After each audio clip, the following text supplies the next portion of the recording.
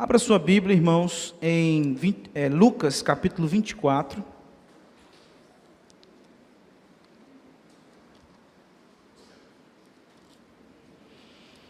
Lucas capítulo 24, dos versículos 44 a 49.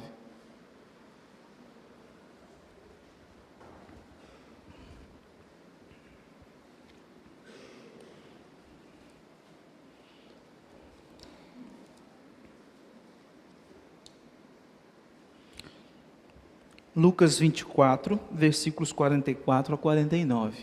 Eu farei a leitura, os irmãos estejam acompanhando.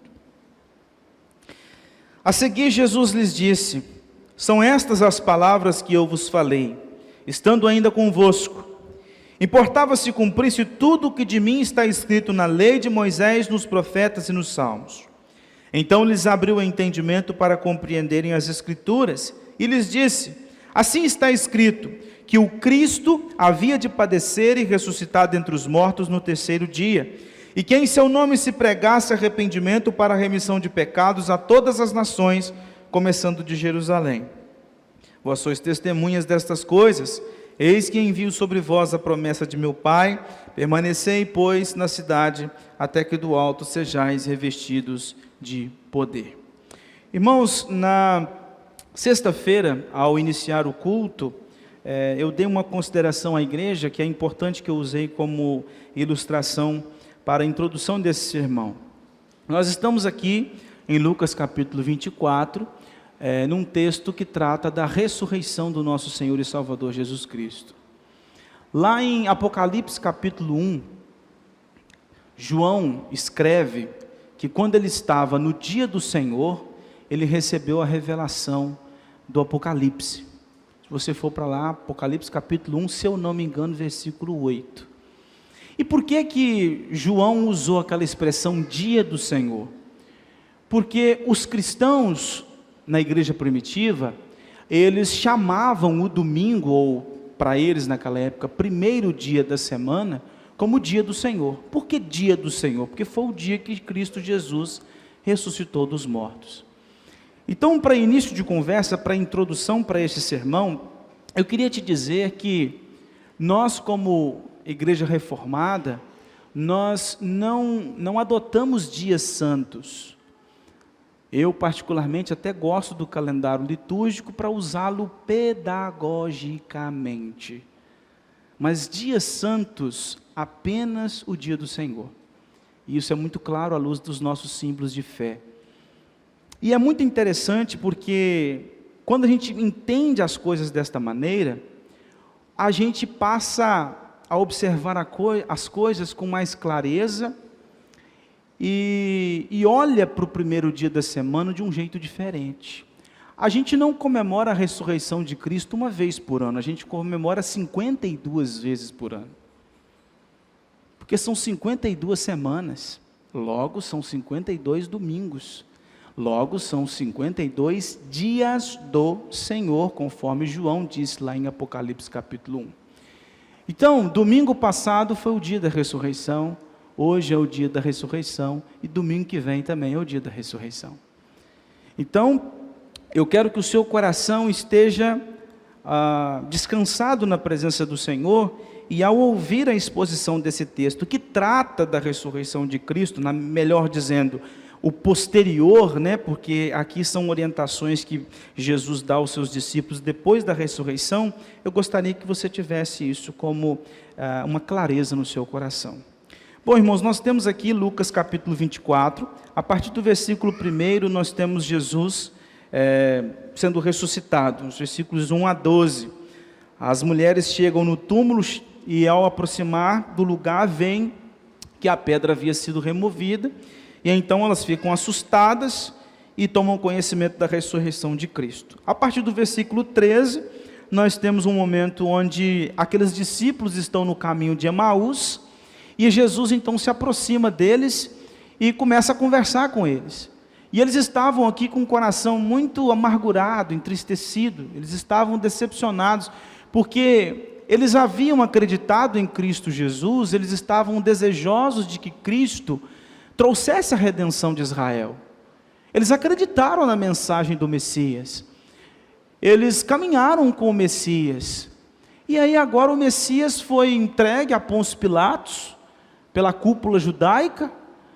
O Messias que eles aguardavam era um Messias que nessa ocasião, ele iria ir contra Pôncio Pilatos e o Império Romano, e jamais Jesus, pelo menos o Jesus que eles acreditavam, melhor dizendo, o Messias que eles acreditavam, não seria esse Messias calado, mudo, que chega no julgamento dele e não fala nada.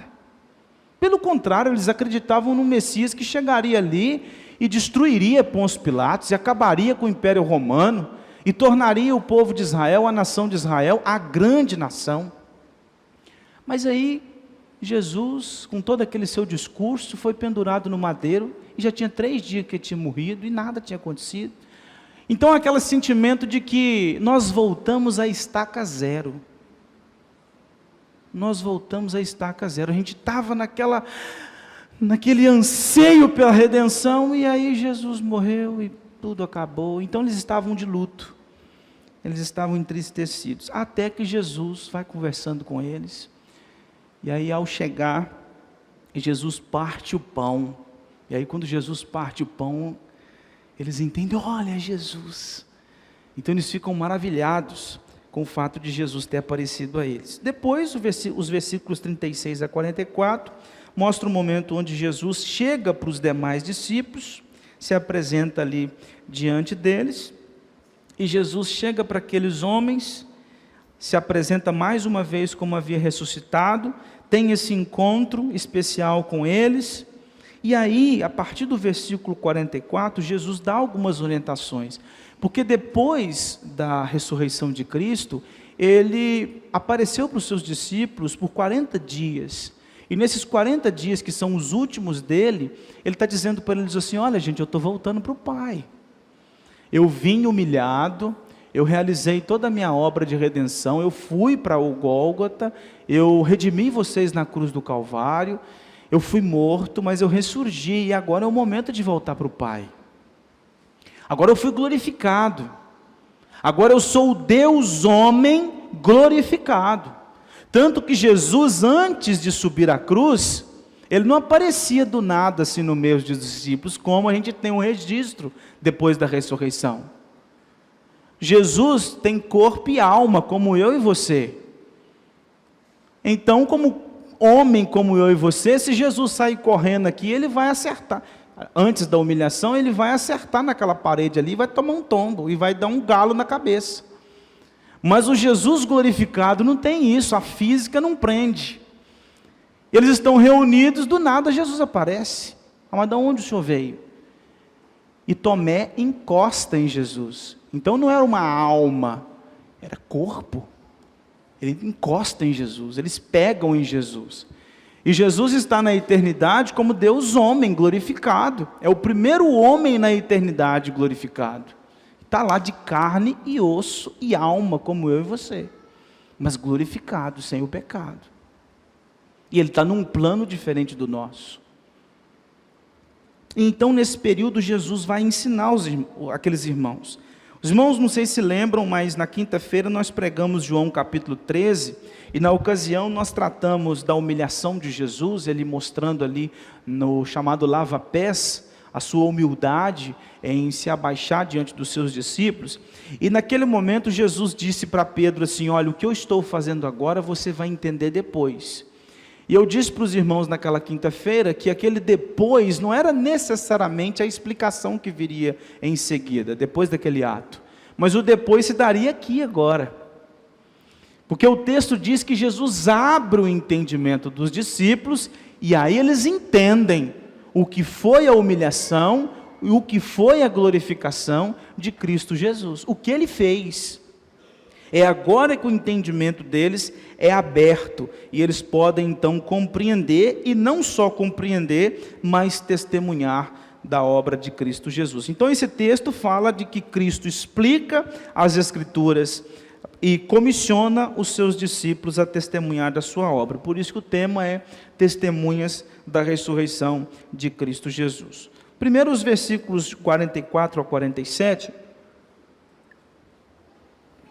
nós vemos aqui Cristo revelando para esses discípulos que o Antigo Testamento se cumpriu. Veja aí, a seguir Jesus lhes disse: são estas as palavras que eu vos falei, estando ainda convosco.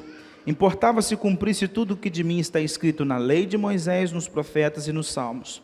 Então lhes abriu o entendimento para compreenderem as Escrituras, e lhes disse: assim está escrito, que o Cristo havia de padecer e ressuscitar dentre os mortos no terceiro dia, e que em seu nome se pregasse arrependimento para remissão de pecados a todas as nações, começando de Jerusalém.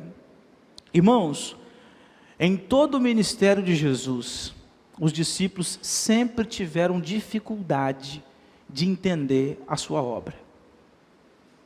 Se você for para Mateus 16, você vai encontrar Pedro dizendo assim: tu és o Cristo, o Filho do Deus vivo.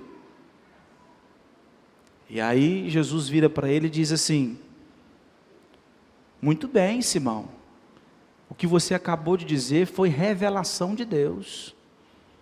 Você não falou isso por causa do seu conhecimento, da sua intelectualidade, que você é melhor do que as outras pessoas, mas foi o próprio Deus que te revelou isso.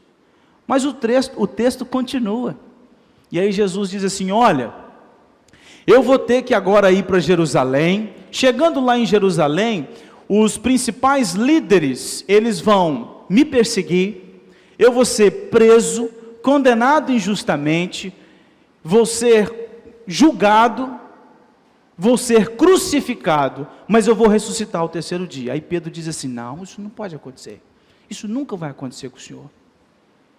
E aí Jesus diz assim: arreda-te, Satanás, porque não cogita das coisas de Deus, mas dos homens.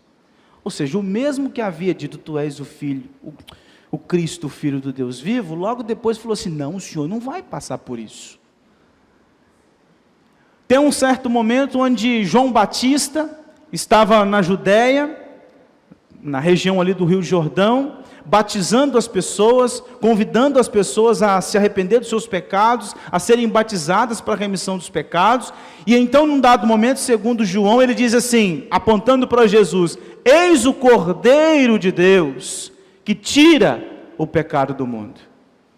Aí lá em Lucas capítulo 7, João pega uns discípulos dele e fala assim: vai lá e pergunta para Jesus se de fato ele é o Messias, ou se a gente não tem que esperar um outro. E aí quando os discípulos chegam para Jesus e perguntam para Jesus se ele é o Messias, Jesus diz para eles assim: olha, volta agora, fala com João assim, ó, os cegos vêm, os paralíticos andam, os mudos falam. Ou seja, mostra para ele que as coisas estão acontecendo, é uma prova viva de que eu sou o Messias. Veja bem, o mesmo que disse: eis o Cordeiro de Deus que tira o pecado do mundo, daqui a pouco já está desconfiado se Jesus é ou não é o Messias. O mesmo que diz: tu és o Cristo, o Filho do Deus vivo, daqui a pouco está dizendo assim: não, o Senhor não vai passar pelo caminho doloroso da cruz, da perseguição. Então eles não entendiam a obra de Cristo Jesus na sua plenitude. Então por isso que era necessário abrir-lhes o entendimento.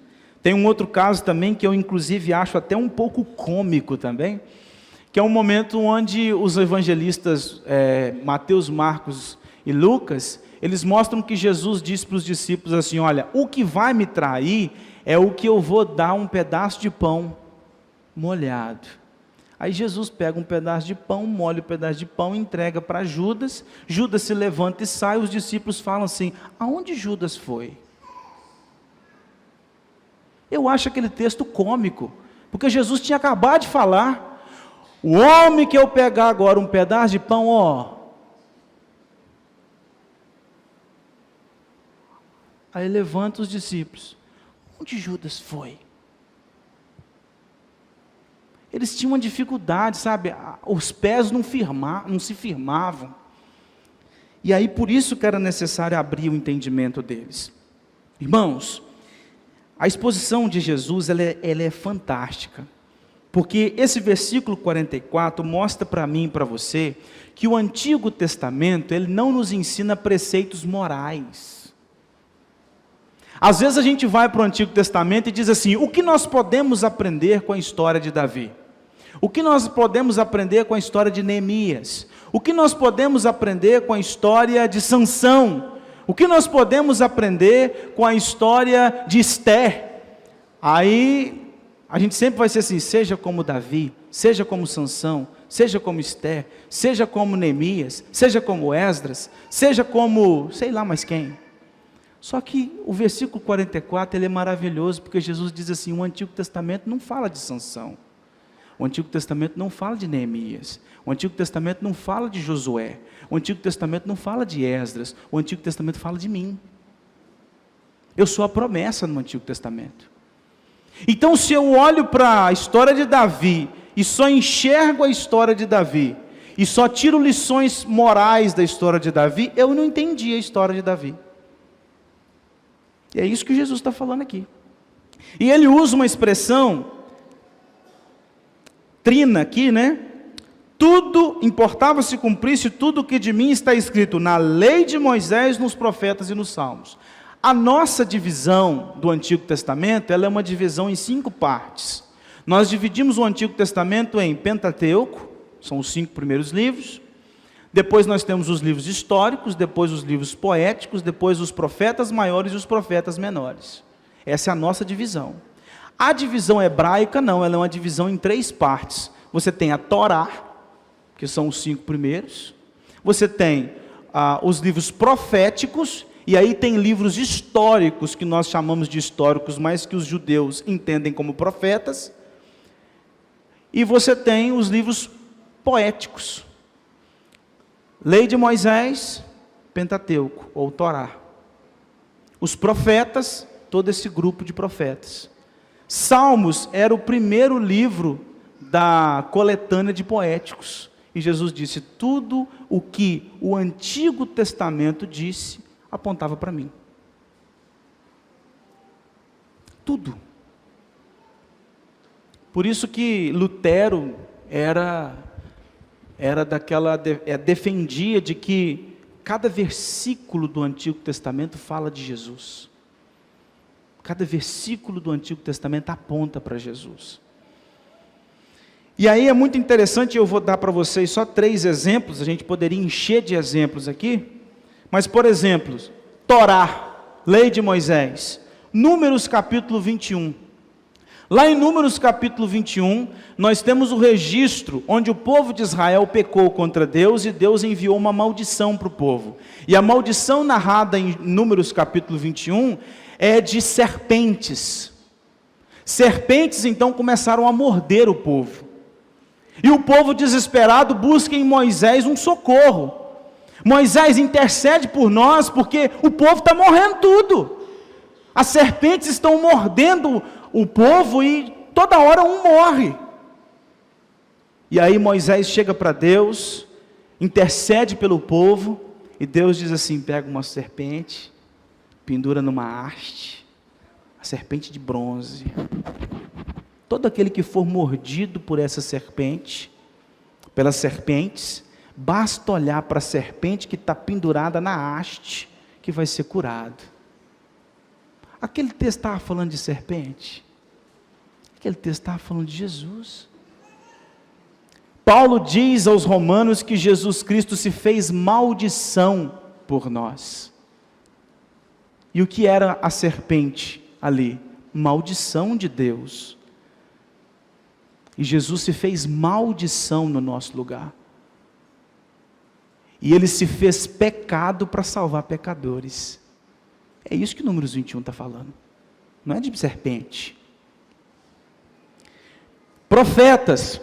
Se a gente for para Oséias capítulo 6, versículos 1 e 2, diz assim, ó: vinde e tornemos para o Senhor, porque Ele nos despedaçou e nos sarará, fez a ferida e a ligará, depois de 2 dias nos revigorará, ao 3º dia nos levantará e viveremos diante dEle. O que esse texto está falando? Da ressurreição de Cristo. Paulo diz aos romanos também, se com Ele morremos, com Ele ressuscitamos. Nós fomos ressuscitados com Cristo ao 3º dia. E é isso que Oséias está falando. E agora, Salmos. Eu posso citar aqui para os irmãos pelo menos 2. Salmo 117, louvai ao Senhor todos os gentios. Cantai ao Senhor todas as terras. Salmo 96. E Jesus diz aqui no texto, ao versículo 46, assim está escrito que o Cristo havia de padecer, Números capítulo 21. E ressuscitar dentre os mortos, Oséias capítulo 6. E que em seu nome se pregasse arrependimento de pecados a todas as nações, começando de Jerusalém. No Antigo Testamento já havia a profecia de que todos os povos, a todos os povos a mensagem da cruz seria pregada. Paulo diz isso em Efésios capítulo 3, dizendo que esse mistério da pregação do evangelho aos gentios foi revelado agora aos apóstolos. E eles puderam perceber que o povo de Deus não são os judeus. O povo de Deus são todos aqueles que confessam a sua fé em Cristo Jesus, se arrependem dos seus pecados, e aí são chamados de Israel de Deus. Não um povo geográfico, um povo de uma nacionalidade, mas pessoas de toda tribo, língua e nação.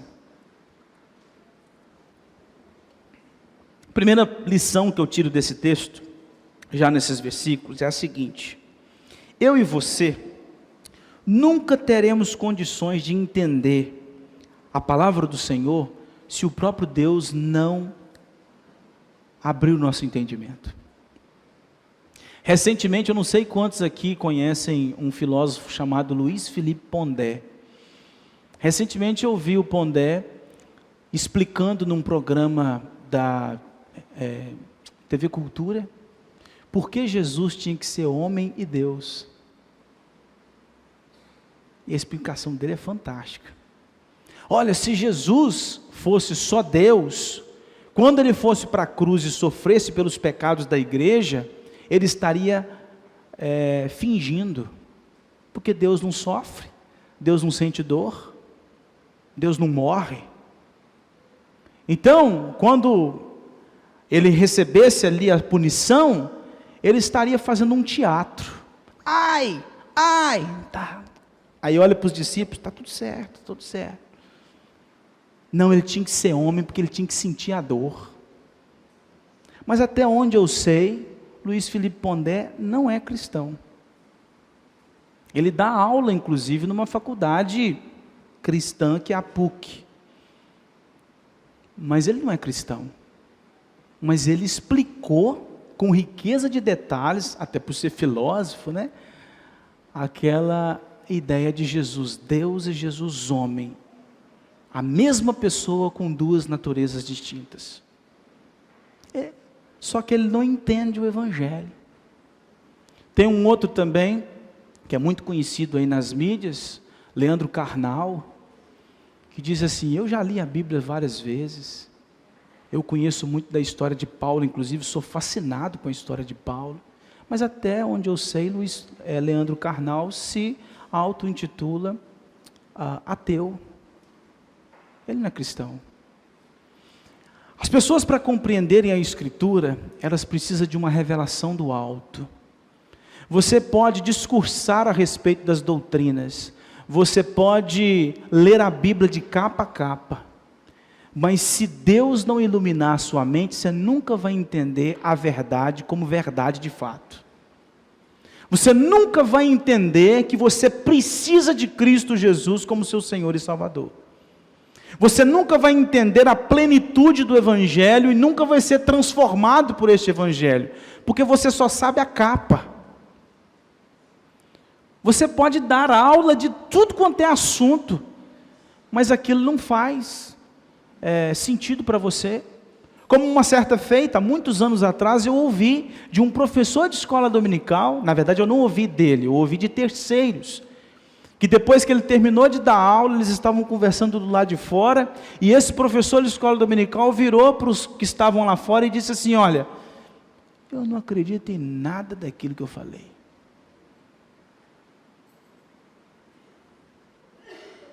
Você pode estudar e explicar muito bem, mas entender só com revelação do alto.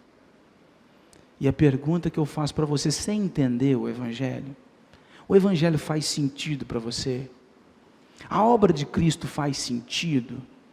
Ou você só está sendo levado pela massa? Você está acompanhando a multidão? Você só está indo atrás porque está todo mundo indo? Você entendeu a obra de Jesus? Você entendeu a revelação de Cristo? Você entendeu o que Jesus Cristo fez? Você conhece isso? Isso faz sentido para você? Faz esse exame. Avalie o seu coração. Agora os versículos 48 e 49, Jesus, ele afirma que esses discípulos que são testemunhas da sua ressurreição, deveriam testemunhar. Vós sois testemunhas destas coisas. Eis que envio sobre vós a promessa de meu Pai. Permanecei, pois, na cidade, até que do alto sejais revestidos de poder. Jesus, então, ele apareceu para os discípulos, a fim de provar que ele ressuscitou dos mortos. Eles viram, durante todo o ministério de Jesus, os milagres que ele fez, os sinais. Eles viram Jesus andando sobre as águas. Eles viram Jesus acalmando uma tempestade, o mar revolto. Eles viram Jesus curando enfermos, ressuscitando pessoas, e ouviram os discursos de Jesus. E agora Jesus, depois da sua ressurreição, aparece para esses discípulos para provar que ele ressuscitou dos mortos, que ele não ficou preso na sepultura. E aí, como testemunhas, que a gente chama de testemunhas oculares, eles deveriam então testemunhar a outros o que eles viram, o que eles ouviram, o que Jesus fez, a sua morte, a sua ressurreição, a sua obra gloriosa na cruz. E eles deveriam proclamar isso para as outras pessoas. É interessante porque lá em Atos capítulo 1, o texto diz que os discípulos tinham se reunido para escolher um próximo apóstolo no lugar de Judas.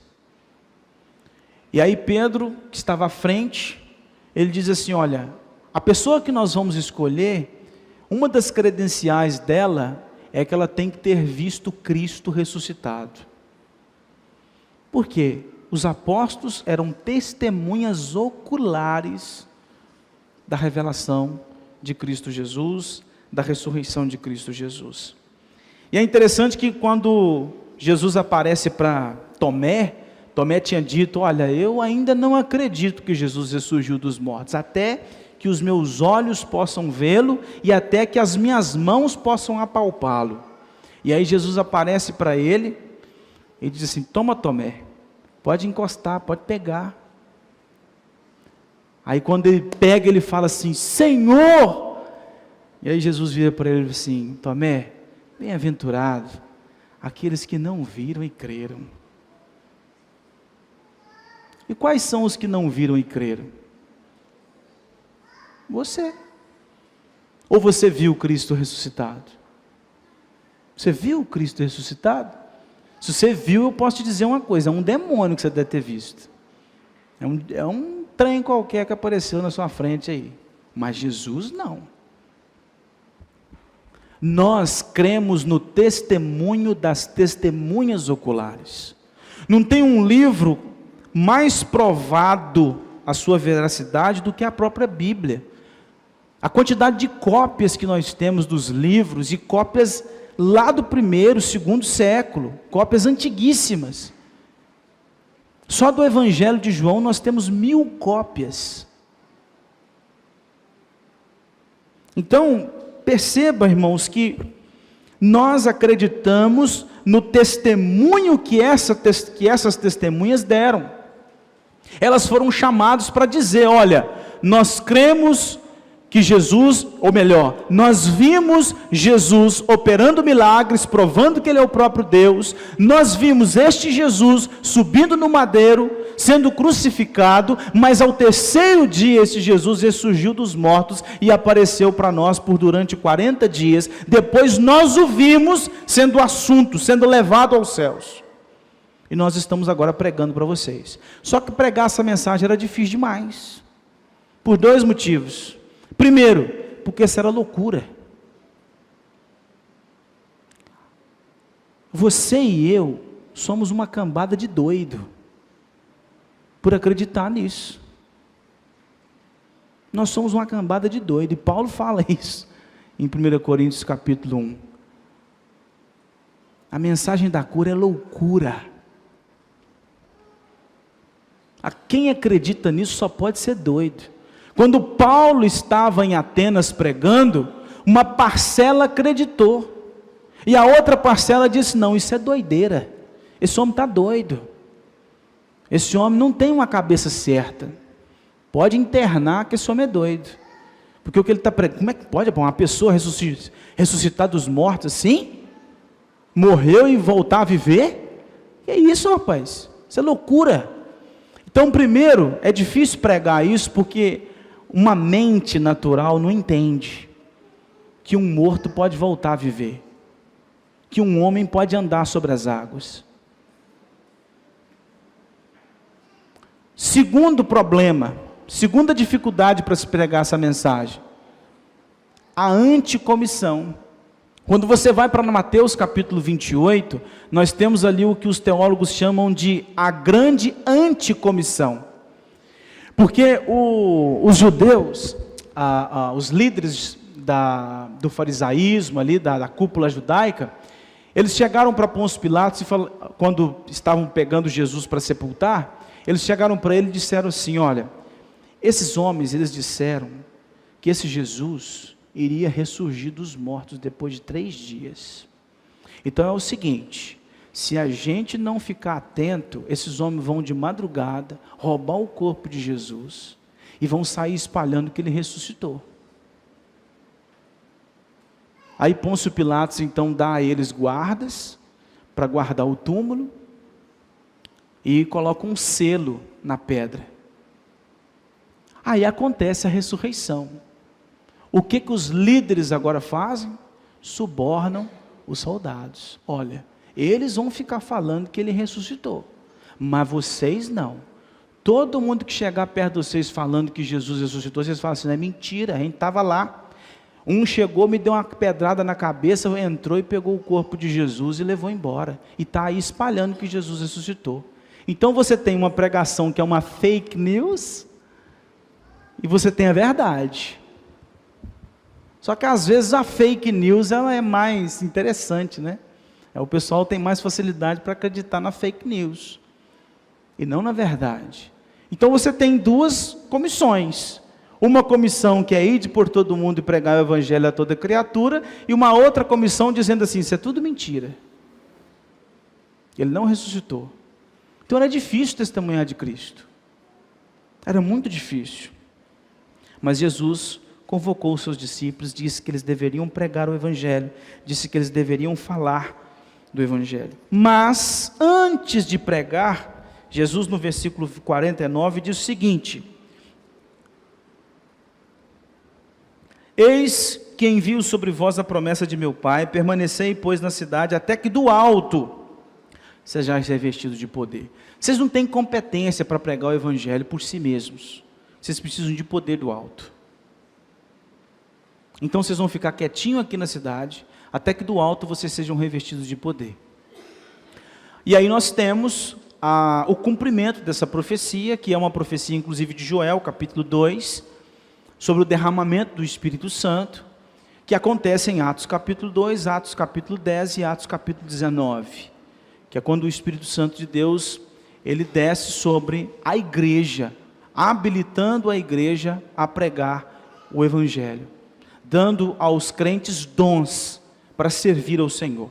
E aqui vale uma nota, eu queria fazer um parêntese, para uma nota importante. Na igreja, existem 2 grupos de teólogos. Os teólogos que acreditam que os crentes antes do Pentecoste não eram habitados pelo Espírito Santo, e os teólogos que dizem que não, no Antigo Testamento os crentes também eram habitados pelo Espírito Santo. Eu estou com esse grupo de cá, eu caminho com esse grupo de teólogos que acredita que no Antigo Testamento os crentes também eram habitados pelo Espírito Santo de Deus. E que o derramamento do Espírito Santo em Pentecostes é a plenitude do Espírito Santo que não havia antes, porque Cristo ainda não tinha realizado a sua obra. E o Espírito Santo atuava no Antigo Testamento através das sombras. Porque se você diz que não tinha habitação do Espírito Santo no Antigo Testamento, então não tinha crente no Antigo Testamento. Porque só o Espírito Santo pode transformar o coração do homem, só o Espírito Santo pode fazer o homem enxergar a verdade, só o Espírito Santo pode ajudar o homem na sua caminhada de santidade. Então vamos colocar Josué, Samuel, todo mundo no inferno, porque não é ninguém salvo. Salvo só tem a partir do derramamento de Atos, mas não é assim. Então eu caminho com esses irmãos, inclusive nós cantamos aqui João 14, ele habita em vós, o texto de João 14 diz, ele habita em vós e estará em vós para sempre. Jesus usa o presente e o futuro, porque ele fala da plenitude do Espírito Santo que viria sobre os crentes. E essa plenitude do Espírito era para tornar os crentes uma massa só. No Antigo Testamento você tinha homens que eram responsáveis por alguns ofícios. Nem todo mundo era sacerdote, nem todo mundo era profeta, nem todo mundo era rei. Mas agora, no derramamento do Espírito Santo, toda a igreja é profeta, sacerdote e rei. E toda a igreja é habilitada para pregar o evangelho e dotada com dons. E agora nós temos o rei e os súditos. Agora nós temos o Senhor da igreja e o povo. E cada um que compõe esse povo é dotado com dons para testemunhar de Cristo e para ser bênção na vida do outro. Mas é por causa dessa plenitude do Espírito que capacita, que é o que Paulo fala aos Efésios no capítulo 4, que Cristo, quando é assunto aos céus, chegando lá, ele envia dons e dá aos homens. E esse é o derramamento do Espírito Santo, onde torna todo mundo igual nessa proclamação do Evangelho. Então eles seriam revestidos, eles tinham que esperar lá em Jerusalém, até que eles fossem revestidos do alto, para testemunhar de Cristo Jesus. E aí então eu tiro três aplicações desse texto. A primeira aplicação deles é o seguinte: você não estava lá em Atos 2, nem em Atos 10, nem em Atos 19, quando o derramamento do Espírito Santo aconteceu. Mas Paulo, em Romanos capítulo 8, diz que todo aquele que confessa Cristo Jesus como seu Senhor e Salvador, se arrepende dos seus pecados, o Espírito Santo habita. O Espírito Santo desce do mesmo jeito que ele desceu no Pentecostes. Então um dia, nós recebemos esse derramamento do Espírito Santo. Esse Espírito Santo nos convenceu do pecado, da justiça e do juízo. Esse Espírito Santo nos conduziu aos pés de Cristo. E esse Espírito Santo nos dá capacidade para testemunhar. Segunda coisa que eu tiro desse texto é de que nós, como discípulos de Cristo, nós devemos testemunhar da obra de Cristo. É uma ordem. Fazer discípulos é uma ordem. Testemunhar é uma ordem. Talvez você seja como eu, porque eu sou muito brincalhão, mas ao mesmo tempo eu sou muito tímido. Então, com pessoas que eu não conheço, eu tenho dificuldade para chegar e conversar. Eu tenho muita dificuldade de me aproximar das pessoas que eu não conheço. E eu me lembro que uma vez, eu estava voltando do seminário lá em Belo Horizonte, e encostei no posto para abastecer, e eu estava com uma jaqueta, que tem a logomarca da IPB, na frente e atrás assim, e aí eu encostei a moto para abastecer, o frentista veio, olhou minha jaqueta e falou assim: isso é evangélico? Eu falei assim: sou. E ele começou a abrir a vida dele para mim. Rapaz, nesse mundo a gente tem que apegar em Deus, né? E tal. Começou contando um monte de coisa. Só que eu, como eu não conheço a pessoa, eu fico travado. Então, eu fiquei só assim, pois é, rapaz, pois é, isso mesmo, né? Rapaz, é difícil mesmo.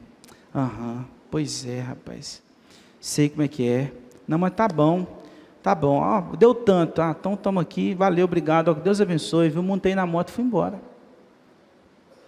Na hora que eu estava no caminho, aquilo me bateu uma raiva. Eu falei assim, meu Deus do céu, eu estou estudando para pastor e não sei apresentar o evangelho para uma pessoa.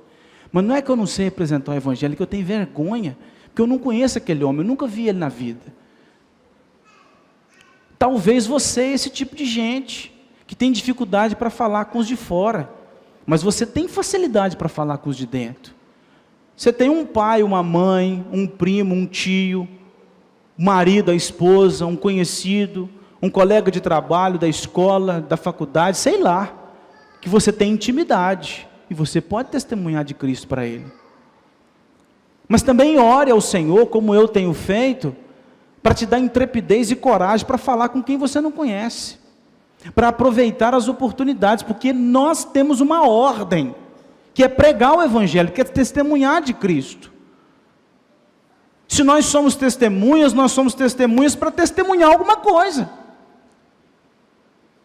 Quando os advogados, os promotores chamam testemunhas num tribunal, é para que elas digam o que elas viram e o que elas ouviram.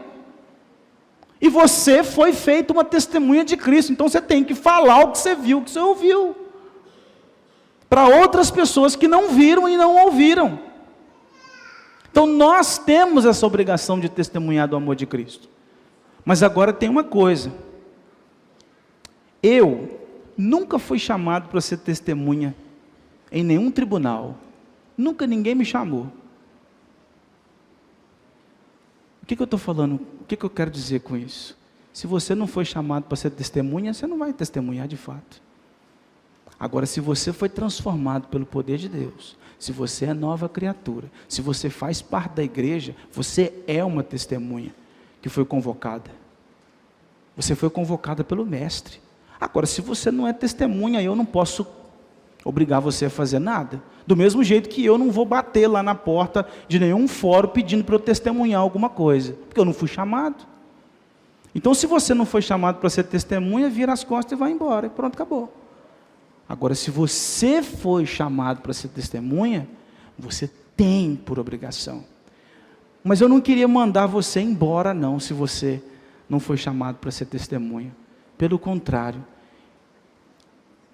é possível ser testemunha hoje, se você reconhecer a obra de Cristo, se você confessar os seus pecados, se você olhar para a cruz, se você crer que Jesus Cristo morreu por você e ressuscitou ao terceiro dia, se você depositar a sua fé nele, você pode sair daqui justificado, regenerado, transformado, mas você vai sair daqui uma testemunha de Cristo. E eu espero que todos nós possamos cumprir o nosso papel e honrar o nome do nosso Deus. Que Deus nos abençoe, em nome de Cristo. Amém.